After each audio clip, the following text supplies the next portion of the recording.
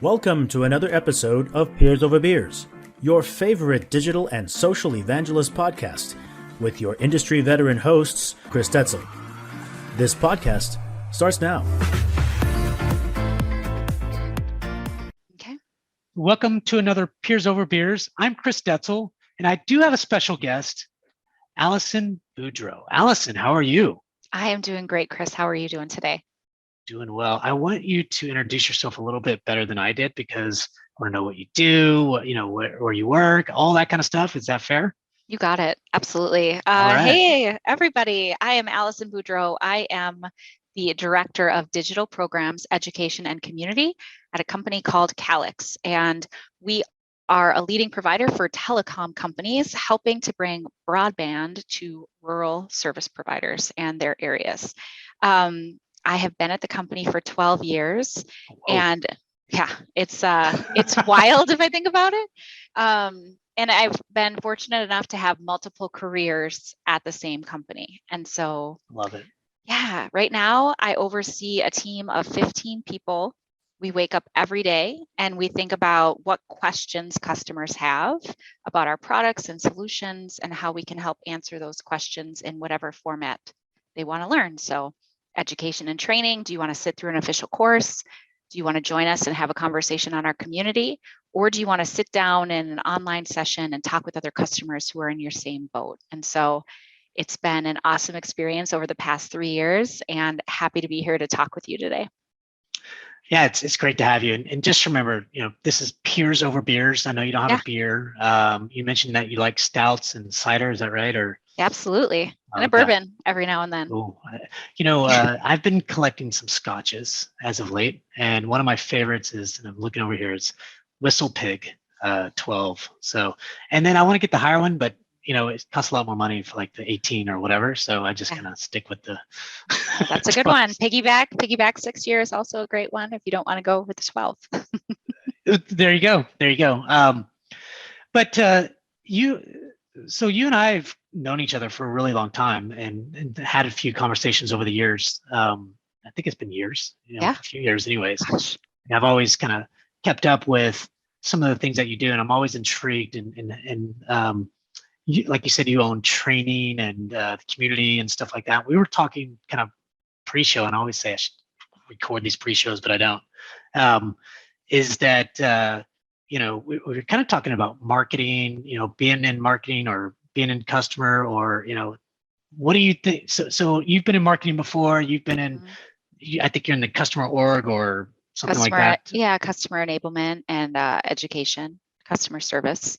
Yeah. But yeah, started out actually, I ran trade shows and events for a while. Then I jumped into marketing campaign management. We didn't have marketing campaign managers at the time. Grew that role into overseeing demand generation and events, and then hopped over here to the customer success org when we started that about 3 years ago. So love marketing, and I see customer enablement is really able to take what I learned in marketing as far as reaching out to customers and communicating, and then turning it kind of on its head over here with education and community. Love it. And something that I've been kind of thinking about in a big way is, how do I marry the academy and community together? And obviously that's what you've done. and I've even kind of reached out to you every now and then to kind of think about that, or and ask you a question or two. And how do you do that, in the beginning? Like, is it something that you have to start from the beginning? Because right now I do work with our academy team or training team to kind of, and they're still building, right? It's like they're building so much content now, but a lot of times me and the training team will get on the call with the customer when they first on board to talk about what community is, to talk about academy. But they're two separate things today, and it's not easy to necessarily get into one or the other. Two different logins, two different. How do you marry that? And I have some thoughts, but I want to hear what you're saying because you've already done it. Yeah, such a great. So when I originally started in my position, education did not report into my organization. We were two separate kind of practices within the org. And as we kind of grew, we decided that really it's all about enablement. And customers had similar questions on the community as they would ask the trainers. Yeah. And so for us, when I look at, what my whole team is trying to accomplish, it's just answering those customer questions in different ways. And so when you look at community, it's a short form answer a lot of the times. And then you think about education, and it's, usually a little bit more rigorous, sit down in a classroom or an online learning. And you hit such a key piece of it on the head with making it a seamless experience. So when we think about like post-sale customer engagement, I don't want them to have a different login for Calix University and a different login for Calix Community, and then an even different login to get documentation and software. So we actually at Calix I was going to ask you about that. I love that. Yeah. Oh yeah. We have My Calix, and it's this hub where they have one login and they can access all of the different pieces of enablement that they could possibly need. And so we're actually undergoing a project now to make it even more automated and streamlined for customers, that when they log in, they can hit any system with single sign-on. And it looks like the same. That's the other piece that we've really focused on. When education came to my team, the education platform didn't look like our updated Calix branding. And so it was, how do we start to message and update that so that they understand it's the same, same company, same experience. Great customer experience right there. Yeah. Did you work with marketing at all to kind of drive the look and feel and all that stuff? Absolutely. So, my roots in marketing, but also my love of brand and brand alignment.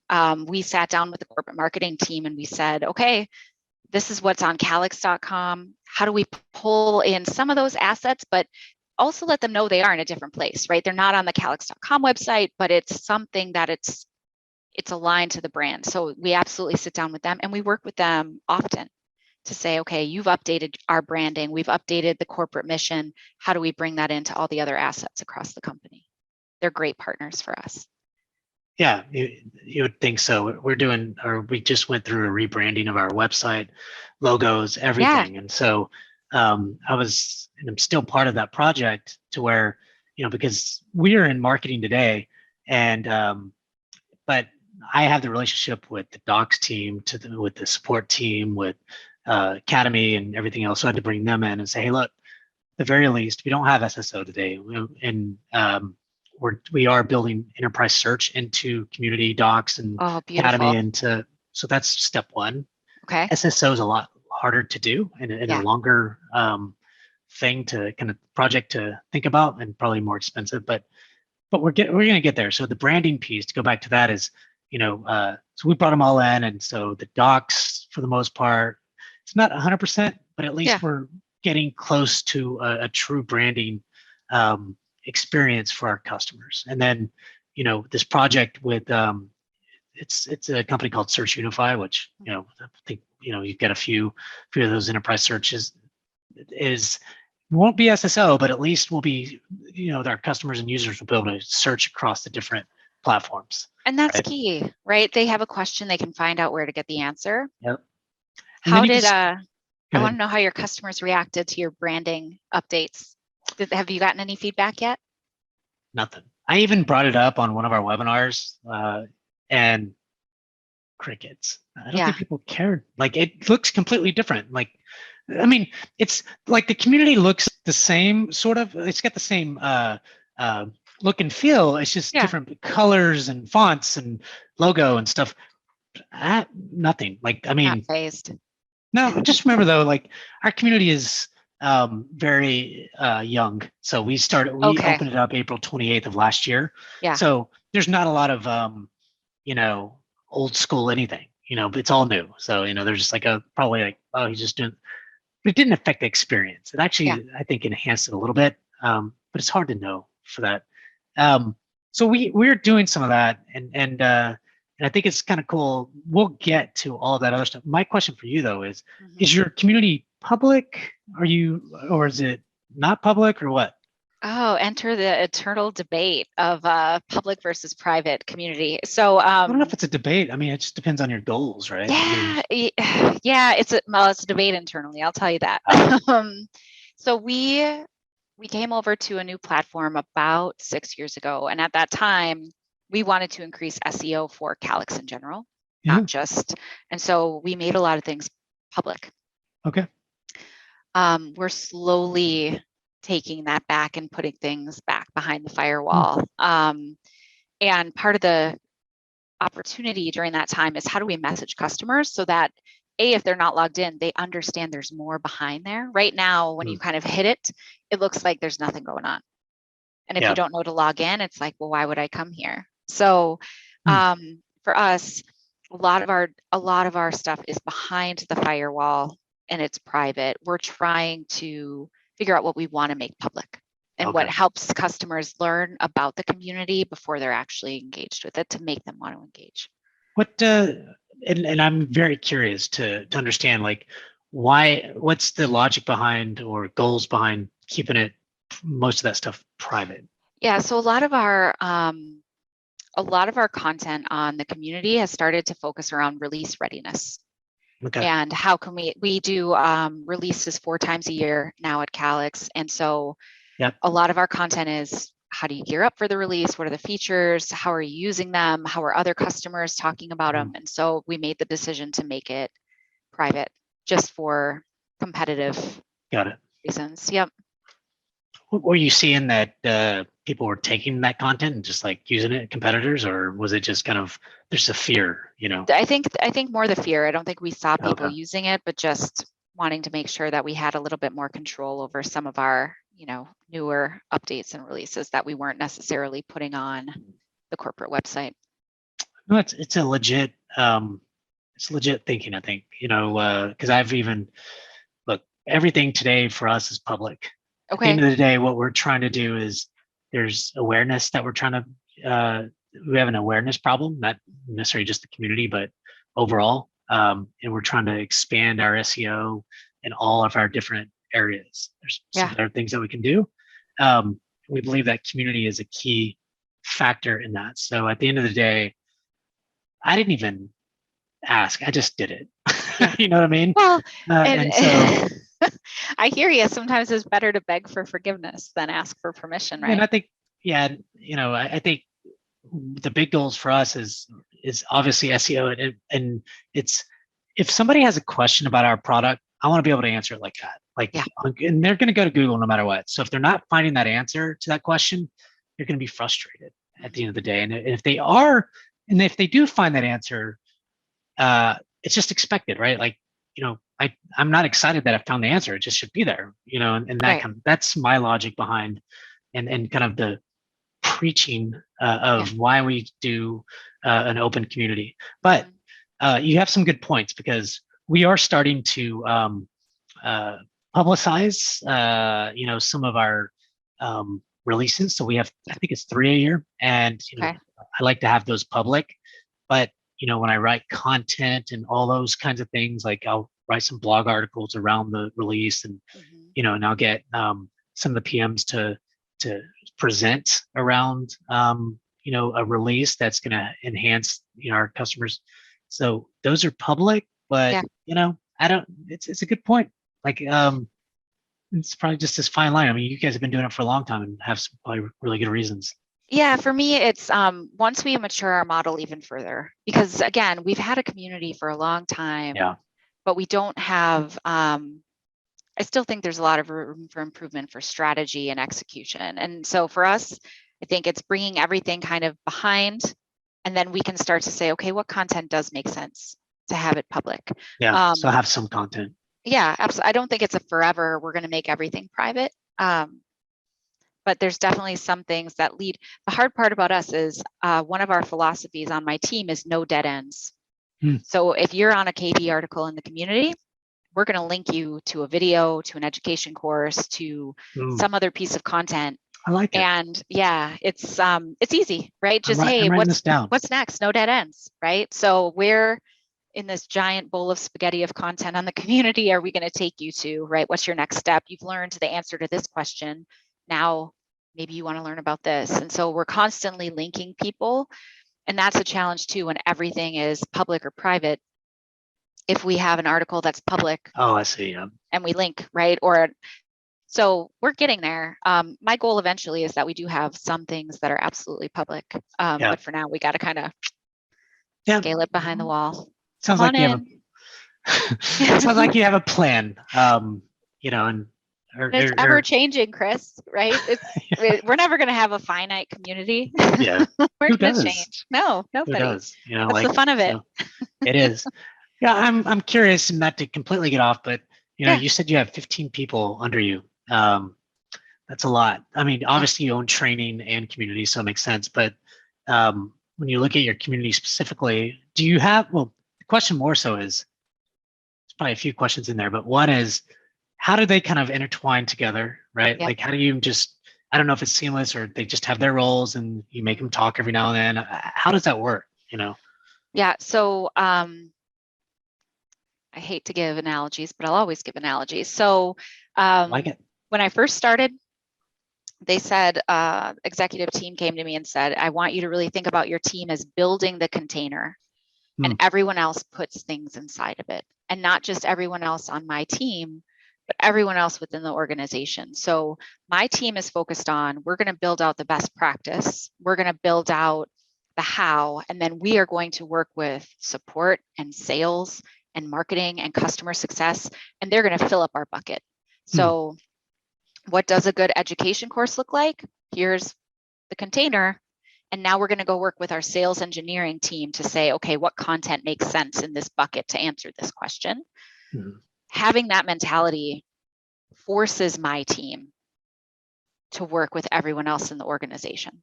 Smart. We have to go work with support. We have to. So yes, we do create some content, especially specifically the education team. We have incredible trainers and course developers, but there's a co-authoring step to our content creation where it's, okay, we've answered this question. We've created this course, run it by the sales engineers. What do they think? What's their feedback? Run it by customers. What do they think? What's their feedback? And it helps us to not live in our siloed bubbles. It was a change at first. Everybody was very much used to like, I'm going to create my course and we're going to release it. Next. Let's no ownership, right? We want to answer the best way for the customer. And so that's kind of how we do it. They all have to work together. I get them on calls all the time. We're constantly collaborating. I mean, Calix is a collaborative company in general. So it's, okay, we're creating something. What do you guys think? Our CSMs, our support, our customer success managers, they create tons of content for the community. Really? Because they're the ones working with the customers. So they're writing the knowledge base articles, they're writing best practices, they're sharing on the community, and we give them accolades and donuts. Thank you for helping us. Food goes far with our team. So coffee and food. I just got done drinking some coffee. I try not to drink coffee like all day. Morning times I'm done. I mean, 5 o'clock, you got to have that beer, right? Exactly. Maybe sometimes, a coffee stout. Sure. Exactly. What does your community team look like? What kind of focus? How many people on your community specific team, and then what's kind of the focus areas? So right now we have a community moderator. He's been with the company for about 6 years, and he came from our support organization. So he really has an understanding of how the technology works and can get in and answer those questions for what's our base of the community. It's the technicians, it's the people who want the code, questions that I could never answer if I tried. And so he's our moderator. Never been a community moderator before. So we're figuring out what his position is. He loves to help customers, and that was the hunger that we wanted in this position, and he has the product knowledge. That's then a we good one to have. I like it's that. So good. We you have to beg people to answer questions. He's going to figure it out. He will, and he has the internal connections, right? If he can't answer it, he'll figure out. My VP of support says I like to hunt his pond with dynamite because I have several of his team members now on my team. That's hilarious. It's wonderful. It's all right. They love it, and it's good. It's good to grow within an org. Absolutely. We have another community, our customer advocacy leader. Okay. And so he runs the Calix Champions program, which is our Yeah. Calix advocacy program. We all kind of, we have our swim lanes, but we also pitch in where needed. So he also moderates the community. He's in there talking with the leaderboard. He's definitely focused on advocacy and then community. So that's our team as it stands today, as far as community. And then we are working with a consultant right now to really help us with strategy and see how else we need to build out this team as we grow the community. Interesting. So advocacy, would like to talk a little bit about that. What's the goal there? What are you trying to accomplish from a business standpoint, but also from, because I want to do some of that too. So yeah, absolutely. Yeah. So, and we're still figuring it out. We've always had the leaderboard on the community. It was like out of the box, right? You have your top people and you're like, this is great. We had 4 levels. And we started looking and saying, okay, the advocates really help you run your community. They become an extension of your team, right? And so, how do we recognize them? How do we encourage it?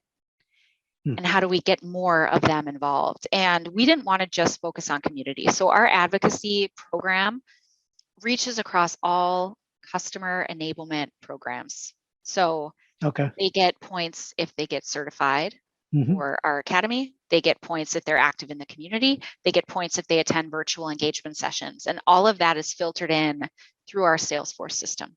So it's automatic. I love it. That's awesome. And we're, again, still looking at how we can refine it. But the goal for us was, thank you. Thank you for being a part of this and helping us. Getting recognition, right? Either the badges on the community, or we absolutely send swag bags and gifts, and just really helping to build that sense of community amongst our customers. We work in telecom. The telecom industry is a tight-knit industry. These people have known each other for years. And so us kind of being that catalyst of saying, come here and share and talk about the experiences you're seeing. They love to share. Good. That's awesome. Yeah. So our goals, and then really it is that extension of our team and the excitement and groundswell for Calix. I like that. Is the community more of a, it sounds like it's a support community, but you might have other communities that more of kind of this general type community that people connect on, or at least have conversations. And we definitely started as like more of the old internet chat board that you're thinking about, right? Where it was like, I have this issue. Is anybody else seeing this? Yeah. Or how do I, put a daisy chain together and people answer? That was the basis of our community. And now we're expanding it to bring in other roles. So how are marketers coming to learn about marketing campaigns for their customers, or how they're using our mobile app and our software, right? They come into the community and they share the campaigns they're doing, which is awesome, right? Very. We talk about how to run good email campaigns or good social media campaigns. So it becomes more of, instead of that, I'm having an issue with X that our support can solve, it's how do I do my job better? How do I do my function better? That's what I want to get into. Yeah, it's awesome. It's seeing people grow from like baby marketers to now VP marketers, right? Who are running giant marketing organizations because they got help in our community and with our customer success team. Yeah. Like changing lives. And I hate to sound like so, sunshine and rainbows, but man, it's why I do what I do, is because I want to help customers grow not only with Calix, but also in their professional careers. How'd you make that shift from, because this is something else I'm trying to do, from kind of this support thing? Because, I think to me, support is a big opportunity in companies like mine, and definitely have to build it. And that's why I built it. But how do I kind of start thinking about,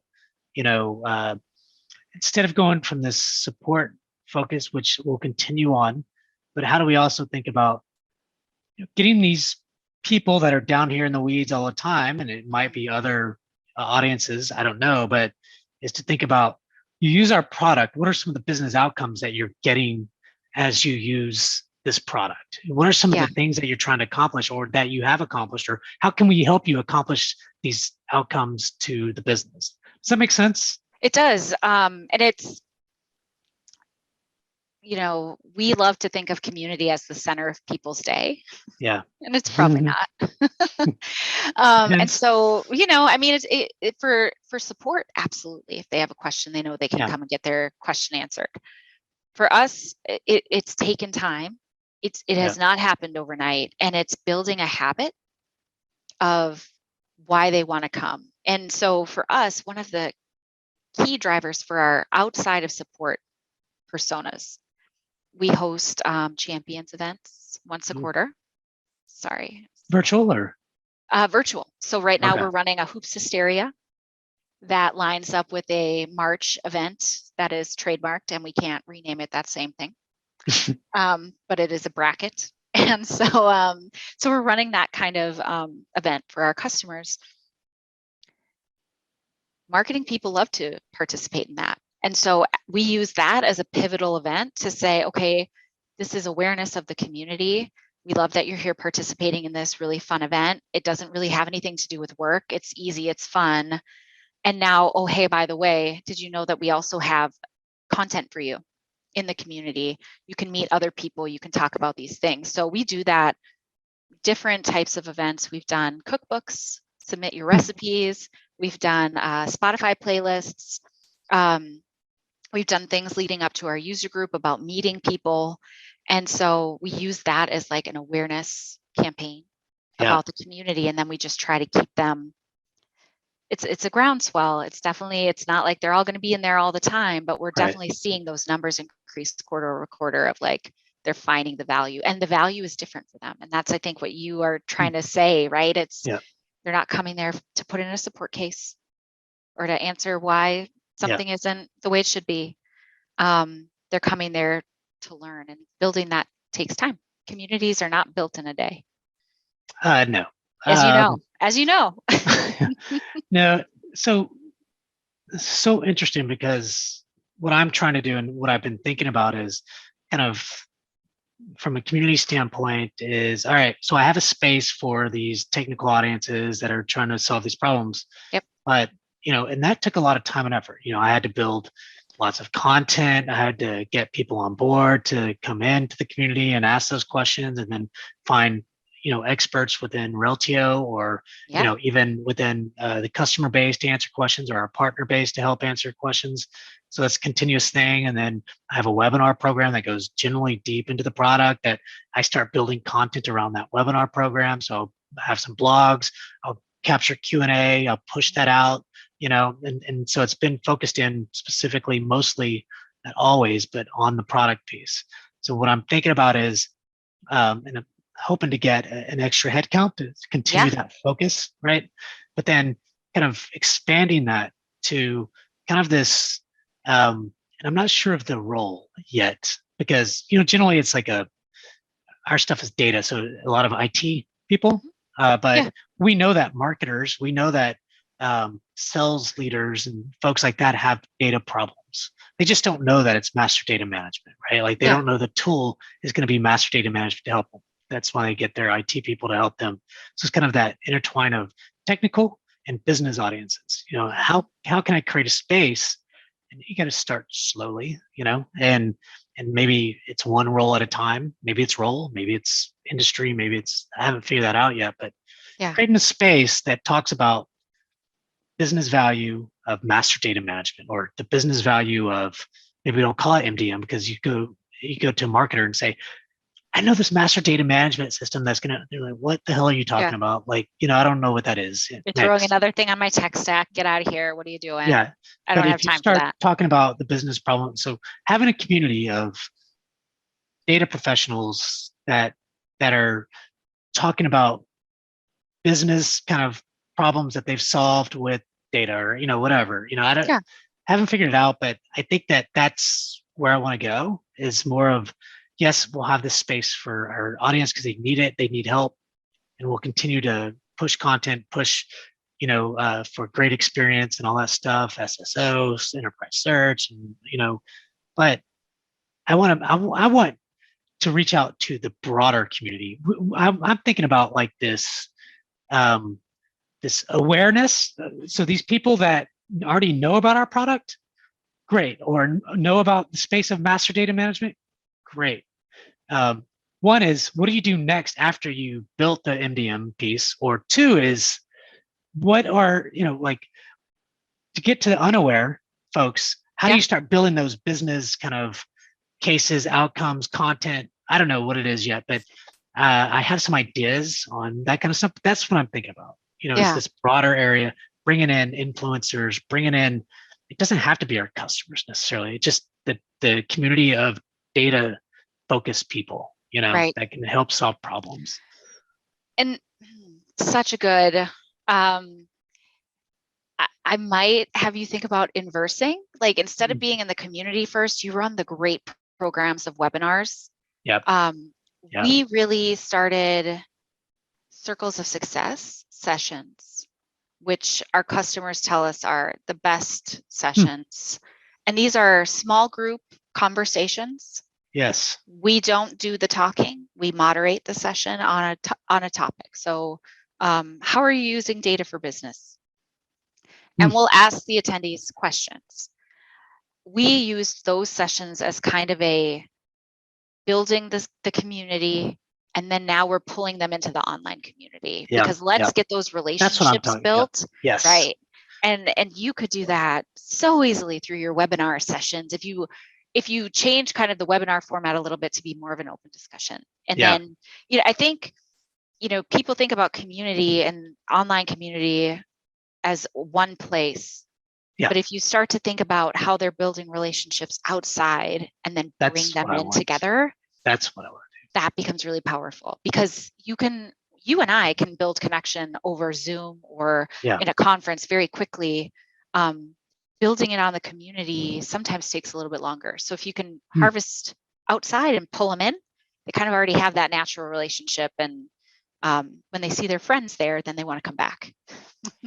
That's so good. And it's along the lines of my thinking, because I was talking to this guy that we've got this potential project that we're going to work on together, talking about or doing exactly what I was talking about, but it's a bigger thing, right? And I said, you're the expert in how to build a master data management program. You're the expert in these things. We can go on, we can go out to these lunches and learn kind of thing and start all across, I'm probably thinking too big here, but all across the US, and we could even go outside the US later, but just these specific pockets, start building those relationships with these key people that are the experts in this area. And then, from a content standpoint, one, you're going to be the content person at first, right? Because but we bring those people in, we start throwing our ideas out there, and we bring them in to do some of these webinars or podcasts that we're trying to do. We record them. We start creating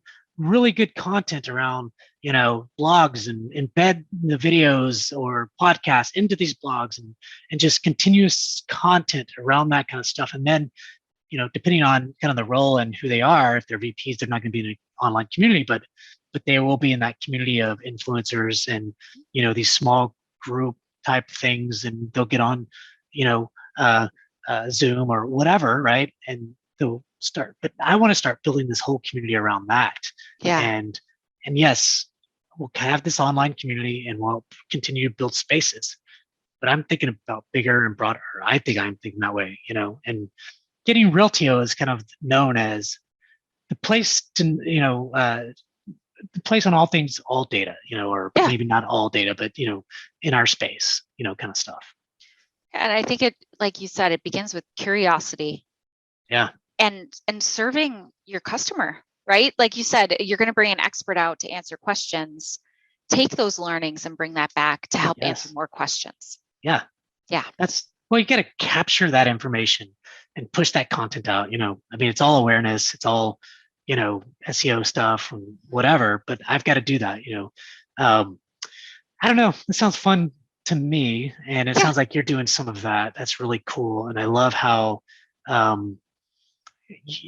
you've built is pretty amazing. Thanks. Yeah, it's I have an it's a incredible journey, team. right? But it is, and I look back at how far we've come, even in the past 3 years, and I'm really excited about what we have planned for this year and into next. And I can't say it enough. I'm surrounded by incredibly supportive people who allow me to fail, make mistakes, learn from them. yeah, And there's nothing more freeing, but also terrifying of people saying, go figure it out. And I know that I have support to go figure it out and make mistakes and learn. I love it. And so I've been very, very blessed in my career here that they allow me to do those things and learn and grow. And then also, build my network out with people like you. Yeah, Allison, this has been really great. And I think like it's so important to have that support that you said, that you talked about. I mean, even with me thinking about what I just told you about, kind of this bigger, broader kind of place that we can start really building a huge community of, leaders in the space, influencers in the space. That's coming directly from our CEO. It's coming directly from 2 or 3 of actually his direct reports. Awesome. Had these conversations one-on-one with each and every one of them, captured that information. I'm presenting that actually next week to our marketing team to really. Awesome. Yeah. So I'm excited about that, but that's why, it's just relevant, everything you're saying and all these ideas. And that's why I was asking some of those questions, because you just have so much experience. And I love that, Calix and the team is allowing you to do what you're doing. It's I've been watching you from afar for a while, and so I'm just like, yeah, she keeps hiring people. She keeps building this community. It's pretty Thanks, awesome, man. Yeah, it's if you would have asked me 12 years ago if I'd be in this seat, I would absolutely have been like, you are lying to me. That is not true. And yeah, we are hiring. Head out to calix.com. Calix.com. Check it out. Check Calix.com. We have 100 positions open across the company. Jeez. I have to do that plug. I know. Thanks, Chris. Hey, no worries. It's whatever, you came out here to share your expertise, so that's the least I can do. Well, Allison, this has been really good. I really appreciate the expertise, and I will absolutely get you back on. I'll probably get on your calendar right after this talk. So you got it. Awesome. Right. Would love to be back. Thanks for this, Chris. This is great. Well, everyone, thanks for another Peers Over Beers. I'm Chris Detzel and Allison Boudreau. Thanks, Allison. Thanks.